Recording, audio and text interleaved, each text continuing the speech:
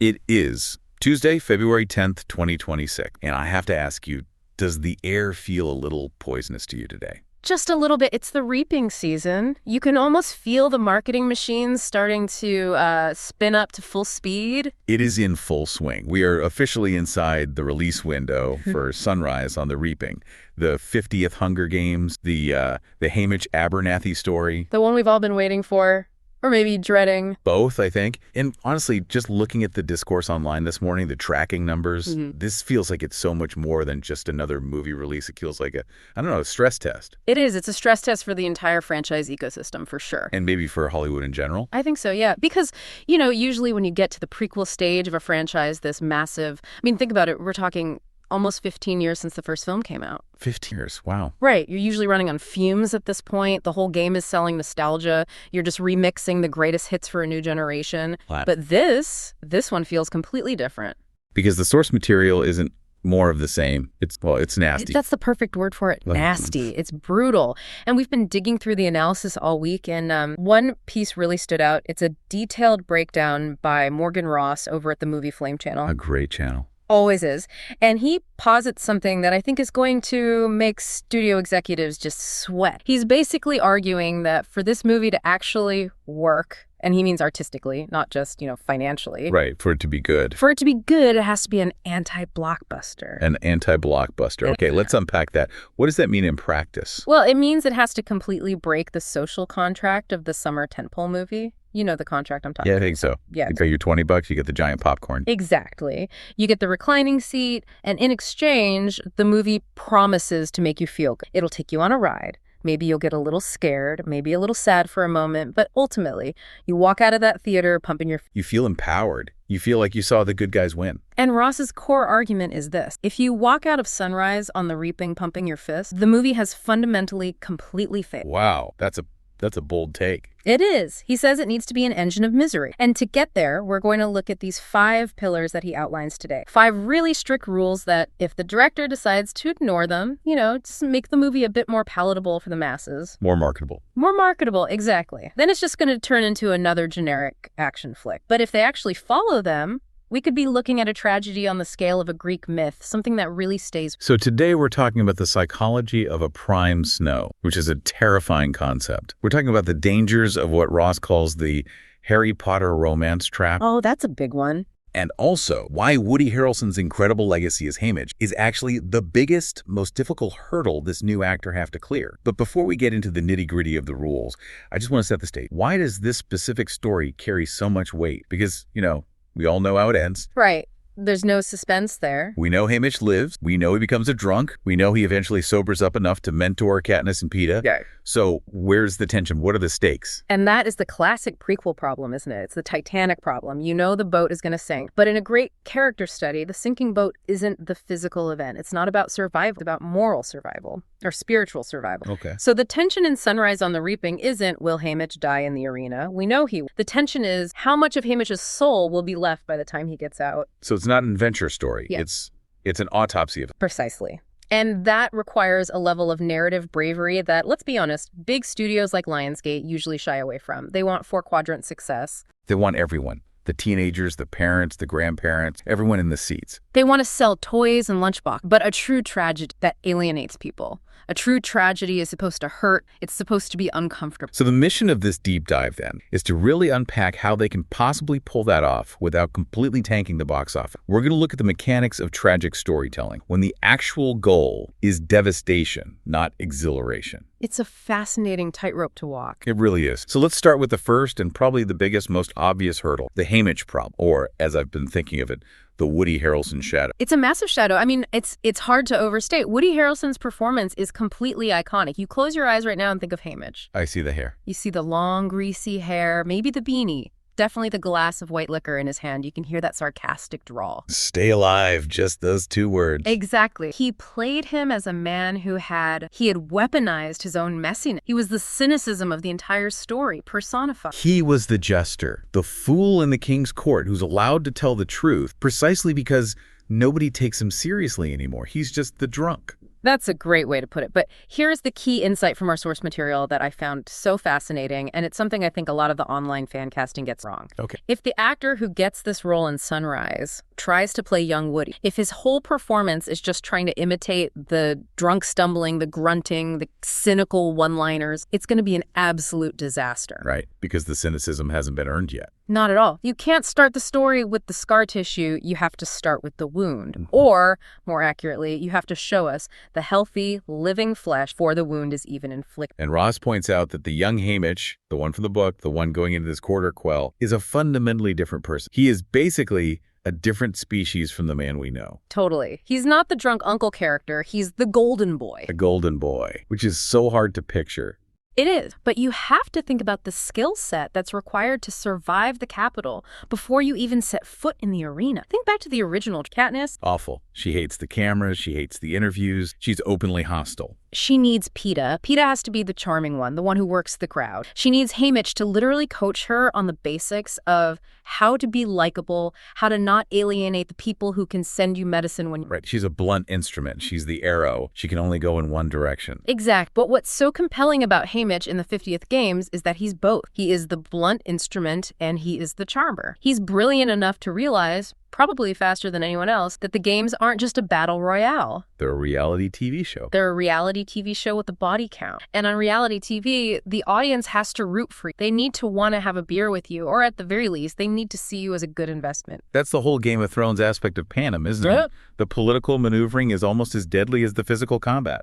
It's deeply political. I mean, just look at the mechanics of the sponsor system. Why do sponsors send those little silver parachutes with bread or medicine? It's not charity. No, it's an investment. It's a bet. It's gambling, pure and simple. If you're betting on a horse, you want the horse that looks strong, sure. But in this world, in the Capitol, you also want the horse that has style, that has a story. And Ross argues that what defines young Haymitch is that he weaponized. Okay, so he's not just It's totally functional. He's handsome, he's witty, he's engaging, he's playing the social game at an elite level while almost everyone else is just, learning how to throw a knife. He's playing chess while they're playing checkers. Which is just so deeply ironic considering what he becomes. The man who becomes the most antisocial, isolated person in all of District 12 starts out as maybe the most socially gifted tribute in the history of the games. That's the tragedy. That is the entire point. We need to see that glimmer of potential. We need to see him working a room full of Capitol elites. We need to see him smile.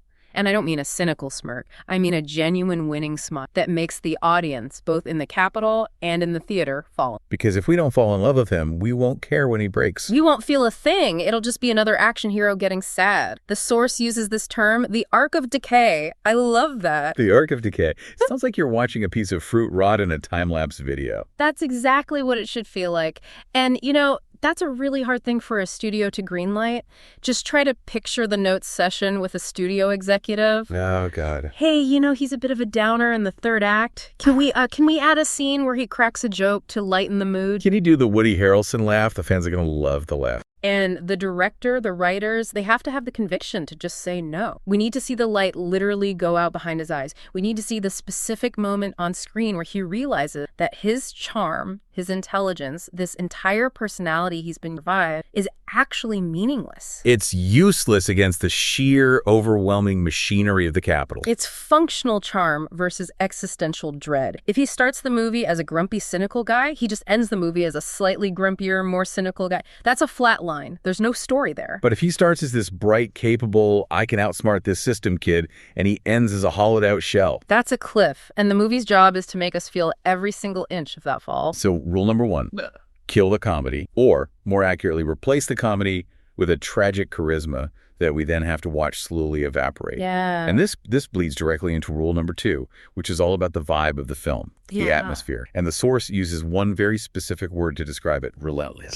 And I feel like that's a word that gets thrown around a lot in movie marketing, a relentless thrill ride, nonstop relentless action. But when they use it, they usually just mean pacing. They mean there's a car chase or an explosion every 10 minutes so you don't get bored and check your phone. Right. That is absolutely not what Ross means here. He means relentless red. Okay, define the difference for me. Because to a casual moviegoer, dread might just sound like boring or depressing. Why would I pay to feel dread? It's a great question. Relentless action, over time, it numbs you. You get desensitized. Relentless dread exhausts you. It gets under your skin. Think about a series like HBO's Chernobyl. Oh, perfect. Or a film like Hereditary. Or even something older like David Fincher's Seven. And there aren't giant explosions happening every second. In fact, a lot of those stories are very quiet. But there is this low-frequency hum in your brain the entire time that just says, something is wrong. Something is about to break. It's the sound of the Geiger counter clicking in the background of Chernobyl. Even when nothing is happening, that sound tells you that you're in a poisonous, deadly environment. Precisely. Sunrise on the Reaping needs that Geiger counter audibly or metaphorically in the background of every single, even when Haymitch is just eating dinner. Even when he's training, even in a quiet moment where he's maybe sharing a piece of bread with another tribute, the audience needs to feel the oppressive weight of the court. And we have to remember, this isn't a normal Hunger Games. This is the double reaping. 48 kids. 48. Which means 47 have to die. 47 coffins going back to the district. The sheer scale of the death that is coming creates the suffocating atmosphere. And the movie has to protect that atmosphere at all costs. So no jokes. No joke. If the movie pauses for what critics call bathos, you know that classic Marvel movie thing where a really serious emotional moment happens and then a character immediately makes a quip to undercut the tension? Well, that just...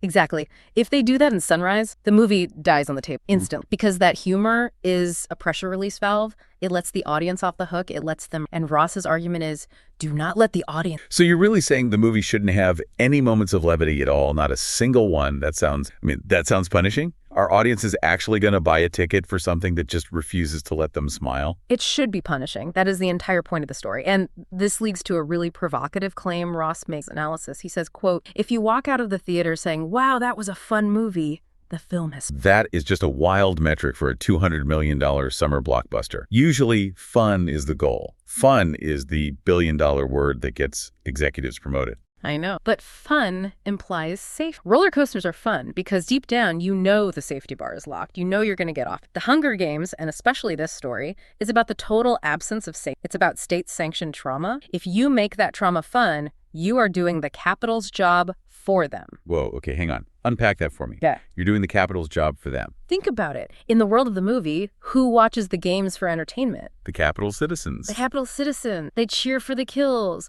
They gossip about the tributes. They bet on their favorites. They have fun. So if we, the audience, in 2026 are sitting in a comfortable theater eating popcorn and we find ourselves cheering for the cool action sequences, if we are actively enjoying the violence, we become the Capitol. We become the Capitol. It's a meta-narrative trap. And a smart version of this film needs to be aware of that. It needs to, in a way, make us complicit in the horror and then punish us for it. It should make us question why we enjoy watching this stuff. So the desired feeling isn't excitement, it's exhaustion. It's exhaustion. It's grief. You should leave the theater feeling like you need a shower, not feeling like you're ready to buy it. You should feel just a tiny fraction of the bone-deep exhaustion that Haymitch... But is there a huge financial risk there?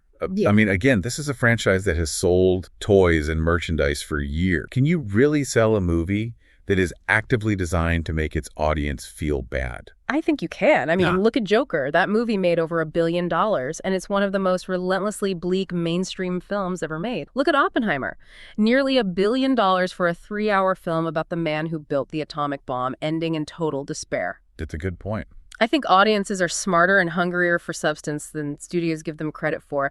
I think people are genuinely getting tired of the safe, formulaic, fun superhero model. They want to feel something real, even if that feeling... So the whole vibe is anti-fun. Yeah. It's a psychological horror movie that's just masquerading as a teen action movie. Perfectly put. Which brings us directly to the architect of that horror, the man behind the curtain. We have to talk about President Snow. Coriel. We've seen 2 versions of him so far. We saw the ambitious, frankly, confusingly sympathetic kid in The Ballad of Songbirds and Snakes. Tom Blythe did such a fantastic job. He made us almost root for him right up until the very end. Right. And then, of course, we've seen the other extreme, the terrifying, blood-coughing grandfather of the original trilogy, played so perfectly by Donald Sutherland. But this film gives us middle Snow. This is prime Snow, and that, according to the source, is the most dangerous version of the character by far. Why? Is it just because he's younger and physically stronger than the old man version? It's not just about physical strengths, it's because he is fully established in his power, but he hasn't slowed down. Look at the trajectory. In Ballad, he's still formed, learning that cruelty is, he's still hesitant at times. There's a conflict. He's still pretending to be a good person, self and other. Exactly. In the original trilogy, he's basically a retired CEO of a totalitarian managing his empire. He's old, he's calculated, but his cruelty is efficient. It's pragmatic. He uses it when it's necessary to maintain order. But in Sunrise? In Sunrise, he is at the absolute peak of his physical power. He is bored, paranoid, and the source uses this phrase, and it's chilling. He is a true psychopath.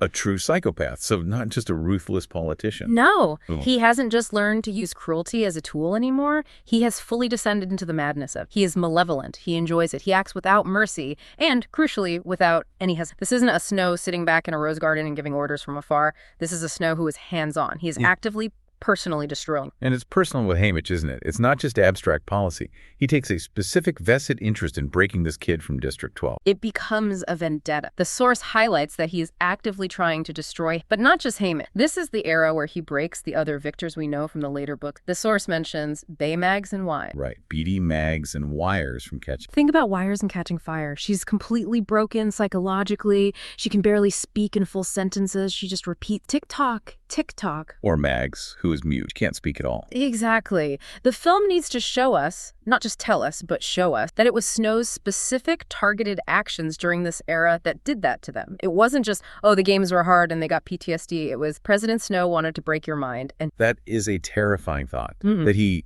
systematically, almost scientifically, dismantled these people's psyches. It adds so much weight and changes how we view the original trilogy. When you see Wires ticking away and catching fire, knowing that Prime Snow is the one who personally orchestrated her destruction, it's just devastating. It makes him so much more monster. Now, there is a very specific casting note in the source material that I absolutely love, and I want to get your take on it because it feels so right. Morgan Ross is very, very clear on who he thinks should play this first Snow. Ralph Fiennes. Yes, Voldemort himself. The source basically says he is the only person capable of pulling off this very specific level of absolute cold malevolence. It's a brilliant call. And it's not just the obvious thing, oh, he played Voldemort. No, that's too easy.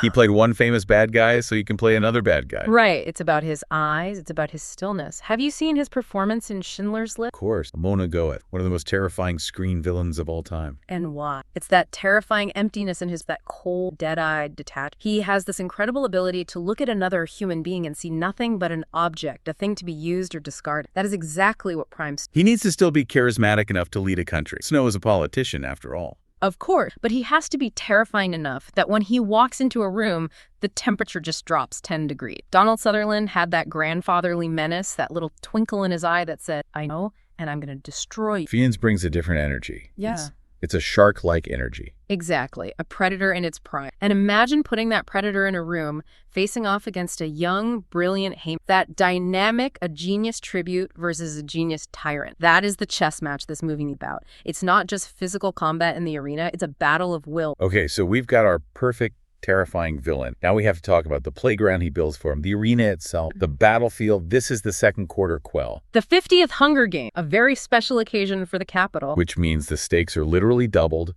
twice as many tributes, 48 kids going in. And, as always, only one coming out. The source is very, very critical of how the first Hunger Games movie handled the violence. Do you remember all the controversy back in 2012 when it came out? Oh, vividly. The shaky. The camera would whip around so fast during the fight scenes that you couldn't actually see the impact of the weapons. It was a rating trick, plain and simple. Right.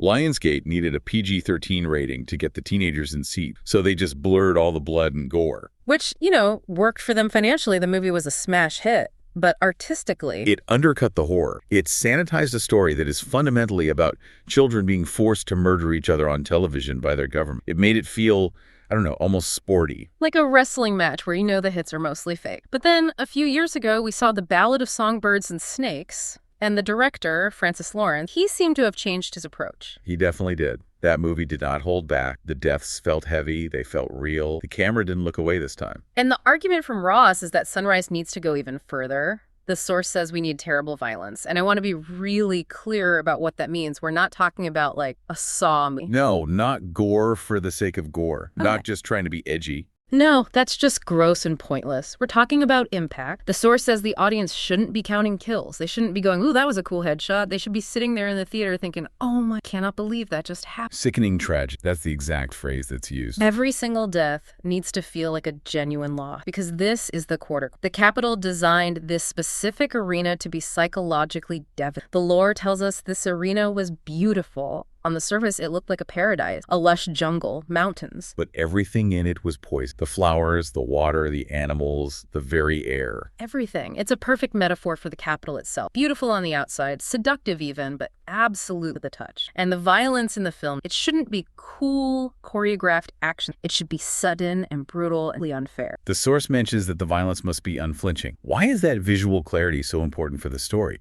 Why can't they just imply the violence like they did in the first? Because if you hide the violence, you hide the trauma. It's that simple. We need to understand why Haymitch becomes a hopeless alcoholic for decades. If he just wins a few clean fistfights and outsmarts a couple of people, it doesn't really explain 20 plus years of drinking himself into a stupor every single day. But if he survives a literal slaughterhouse, if he watches 47 people, some of them his friends, die in horrific and arbitrary ways, that explains the bottle. That explains the nightmares. It provides the receipt for the trauma. we need to see the cost. We absolutely have to see the cost. If the movie tries to soften that, to sell more Happy Meals, or to get a lower age rating, it betrays the entire legacy story. It betrays the character of Haymitch completely. Speaking of betrayal, let's get to the final and maybe the most controversial point the source makes. This feels like the exact spot where Hollywood instincts usually go completely wrong. The relationship trap. Ah, yes. The romance subplot. The inevitable, almost gravitational urge to make two attractive lead characters kiss. So lay out the scenario for it. In the book, Haymitch is reaped alongside another tribute from District 12, a girl named Maysilee Donner. Maysilee. And she's an important character. She's the aunt of Madge Undersea from the originals. The one who gave Katniss the Mockingjay pin.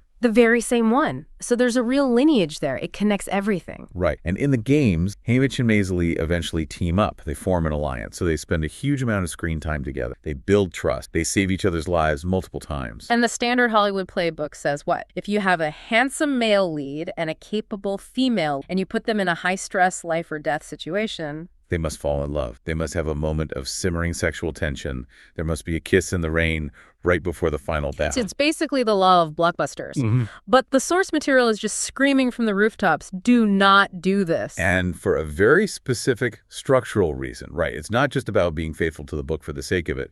No, it's because it's not true to the characters, and that has massive consequences for the story. In the book, their relationship is clearly defined as being like brother and sister. And that dynamic, that deep platonic loyalty, is actually so much more powerful and interesting than a cheap, predictable romance. But Hollywood is terrified of platonic loyalty between attractive men and women. They just don't think audiences will buy. Which is deeply insulting to the audience's intelligence. But there's a much bigger structural problem here. The source brings up what it calls the Harry Potter or the Harry and Hermione problem. Oh, this is a classic case study in adaptation failure. A lot of fans are still mad about this. They are, and for good reason.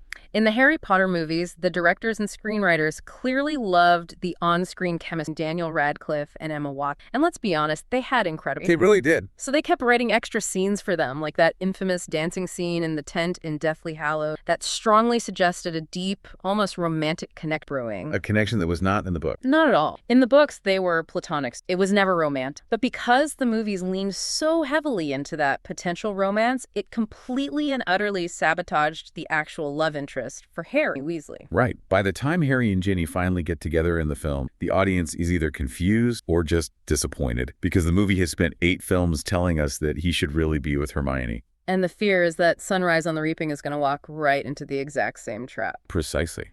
Because there is a Ginny Weasley, and her name is Lenore Dove. Tell us about Lenore Dove. Because if you've only seen the original movies, or if you haven't read the deep lore, you have absolutely no idea who she is. You don't. And she is maybe the most important person in this entire story besides Haymitch and Snow. Lenore Dove is the love of Haymitch's life. She is the girl back home in District 12. She is his anchor. She is the reason he keeps fighting to survive. And ultimately, she's the primary leverage that President Snow uses against him after the games are over. The source argued that the relationship with Lenore Dove is and I'm quoting, the absolute most essential part of why Haymitch breaks as bad. So if the movie spends 2 hours making us ship Haymitch and Maysilee in the arena, if we're all sitting there hoping they kiss, then Lenore Dove just becomes an afterthought. She becomes the B-plot girlfriend. Even worse, she becomes the obstacle to the romance the audience is actually watching unfold. and then when the real tragedy strikes, and we won't spoil exactly how it happens, but when the consequences involving Lenore Dove play out after the games, it won't hurt as much. It completely dilutes the tragedy. If we, the audience, don't fully buy that Haymitch loves Lenore Dove more than life itself, the ending completely fails. The why behind his decades of alcoholism just evaporates into thin air. it's about narrative discipline, isn't it? The filmmakers have to resist the easy, tempting urge to just pair up the two leads because they're on screen together for long. It creates a unique kind of tragedy, too. Losing a sister, which is what Maysilee is a different kind of pain. Love. And Haymitch's story is about him experiencing all the different kinds of pain the world has to offer. Mixing them up just creates this muddy, emotional soup. Muddy emotional soup. That is definitely the worst kind of soup. It really is.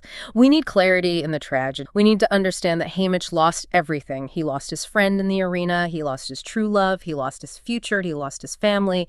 The movie needs to systematically strip every single one of these things away from him. If it gives him a nice, convenient, romantic moment with Maysilee, it's giving him a comfort he should not have. It's denying the audience the cheap, sugary candy. Exactly. No candy in this movie, just vetch and poison. Okay, so let's recap these 5 pillars because this is a heavy list, and I want to really cement this for everyone listening as they start to watch the trailers and the marketing for this film. Let's do it. Number 1, Haymitch must be a charismatic and intelligent strategist, not the funny comic relief drunk that we already know. He has to be a politician first. Right. The decay has to mean something. 2, the tone of the entire movie has to be relentless. No fun. No Marvel-style humor to break the tension. Just constant suffocating dread. You should feel tired when you... 3, President Snow must be in his absolute prime. A true, hands-on psychopath, best played by someone with the dead eyes and cold charisma of Ralph Fiennes. The Predator at the height of his power. 4, the violence must be unflinching and terrible.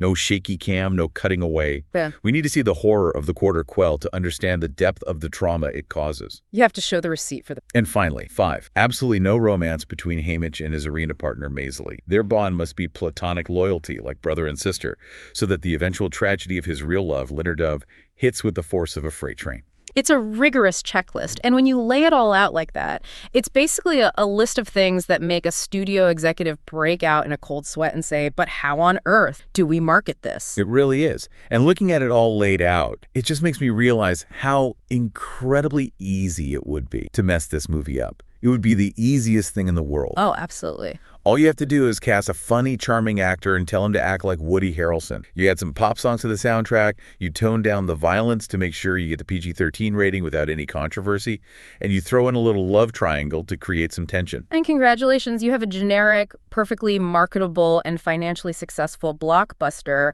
that completely ruins the legacy of the entire franchise. That's the danger. The path of least resistance here leads directly to a bad. The path to a truly great movie, a classic, maybe even the best in the whole series, requires the studio to be genuinely brave. They have to be willing to make the audience uncomfortable. They have to be willing to trust that the audience can handle. They have to be willing to let people leave the theater in stunned silence instead of buzzing with. So here's the final provocative thought I want to leave everyone with today. We talk about franchise fatigue all the time. We complain that all big movies feel the same now. Sunrise on the Reaping has the chance to be something completely different. It's not a prequel about how the world got to be the way it is. It's a character study of why a good man gave up on the world entirely. But as you sit there listening, ask yourself honestly, are you actually ready for that? Are we as an audience really ready to pay $20 to sit in a dark room for 2.5 hours and feel exhaustion as the primary emotion? Or do we secret down just want the fun? That's the real test, isn't it? It's not just a test for the studio. It's a test for us. Are we willing to engage with popular art that actually hurts? It is. I know my answer. I'm going to be there on opening night, dread and all. I want the hurt. I think the story deserves it. Me too! I'll bring the tissues. You bring the, well, maybe don't bring the booze. Might be a little too on the nose for this one. It's a deal. Thanks for diving in with us today. Let us know what you think. Can they really pull off a movie this bleak? Is Ralph Fiennes the only choice for Prime Snow? We'll catch you in the next deep dive. Take care.